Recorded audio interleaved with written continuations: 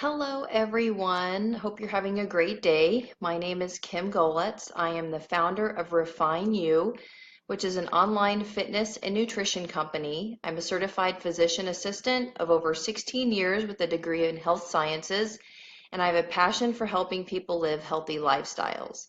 So today I want to talk about two things that influence fat loss and how to manipulate them to work for you and not against you. So the two things that influence fat loss that I want to focus on today are hormone regulation and your body's energy source. So whether your body uses carbs or glucose for energy or fat for energy. First, I'm going to talk about hormones. So everything we do influences our hormones. How we eat, how we sleep, our stress levels. Hormone regulation is very, very important to our health. It influences our energy levels, our metabolism, and whether we're in fat storage mode or fat burning mode. It is all about hormones, especially as we get older and especially for females. So today I'm going to focus on how we eat and how our nutrition affects our hormones. Hormone regulation, I could talk about this for hours, but today I'm just going to focus on nutrition. So insulin is the master hormone.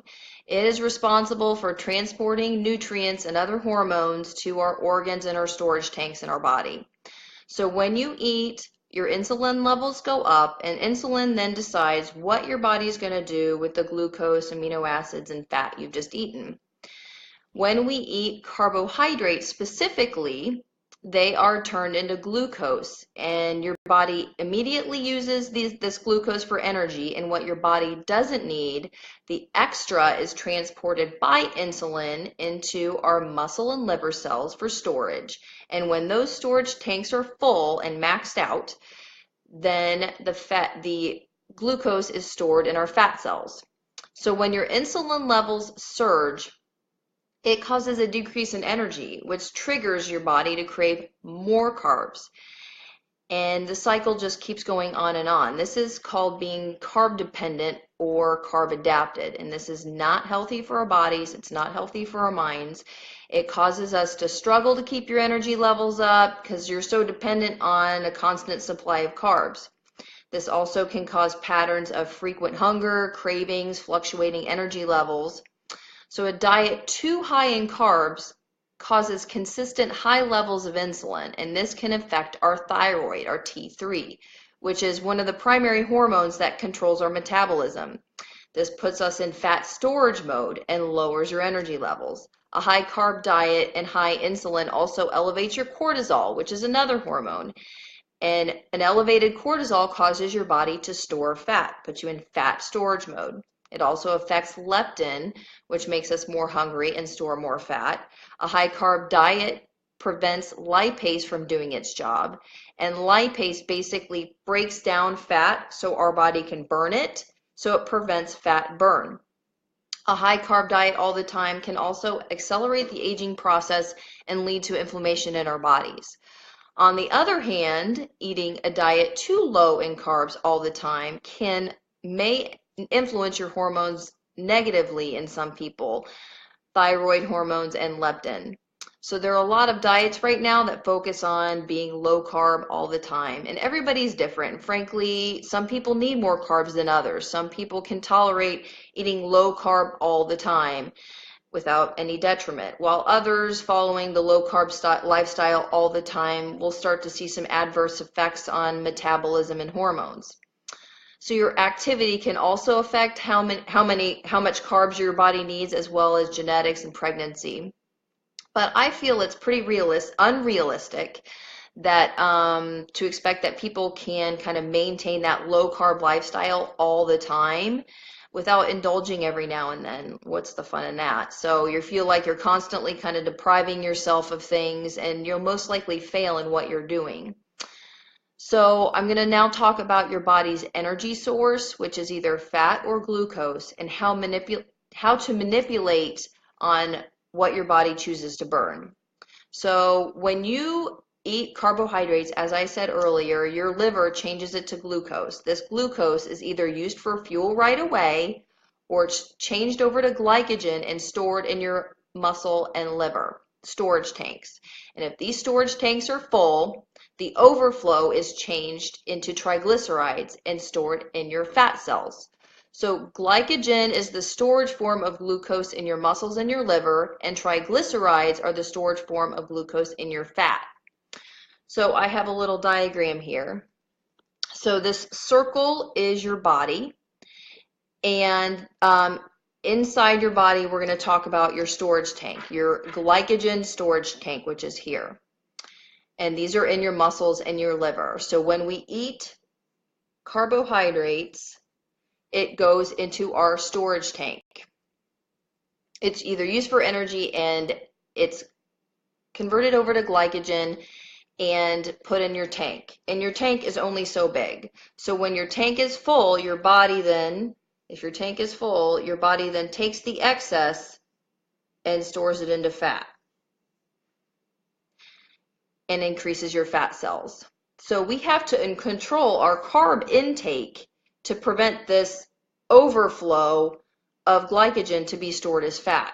And we want our bodies also to go to fat for energy instead of carbs for energy. So how do we do this the right way? So in comes carb cycling, or I like to call it flexible eating. Carb cycling is basically changing the amount of carbs that you eat to give your body just enough carbs to benefit your hormones and help muscle growth, and not too much for this overflow to create fat. And in my Fast Attainable Transformation program, my fat loss program, we do this carb cycling dependent on the activity of the day to target fat loss. So back to the diagram, on the low carb days, those are cardio days. So when you exercise at high intensity, your body burns sugar or glucose for energy, which is the anaerobic zone. And at low intensities, your body goes to fat for energy, which is the fat burning zone. So the cardio that I recommend my clients is high intensity interval training followed by a low intensity cool down. And this is for a certain amount of time. And this is the reason for this. On low carb days, you fill your glycogen tanks up pretty low because you're not eating a lot of carbs. When you're doing the high intensity intervals, you're burning sugar for energy. So you burn all of this off. So this goes away. And then when this is gone, where does your body have to go for fat?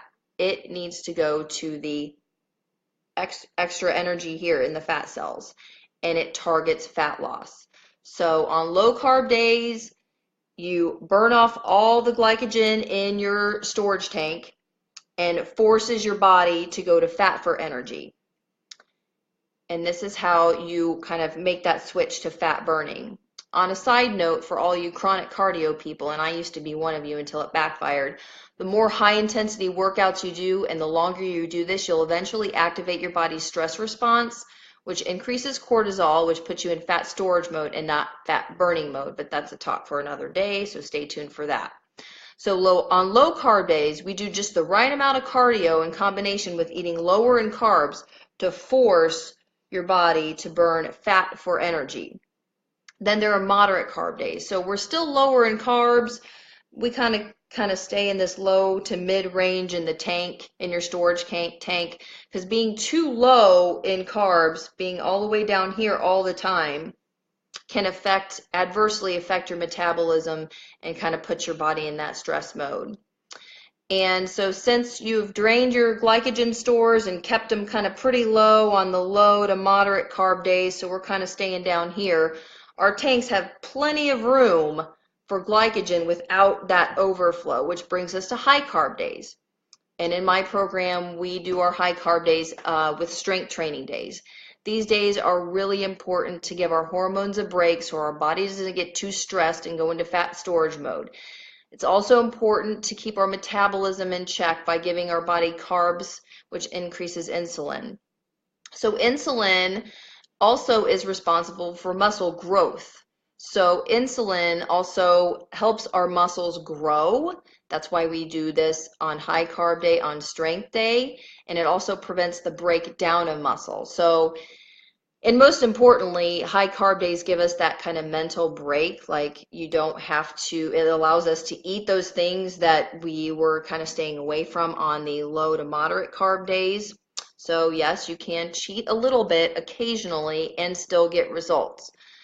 So we also try to time the meal highest in carbs within an hour after a strength workout, which basically means that you eat those carbs after your strength workout. Your body then uses those and takes those carbs that you eat and just goes directly to muscle and helps with muscle growth.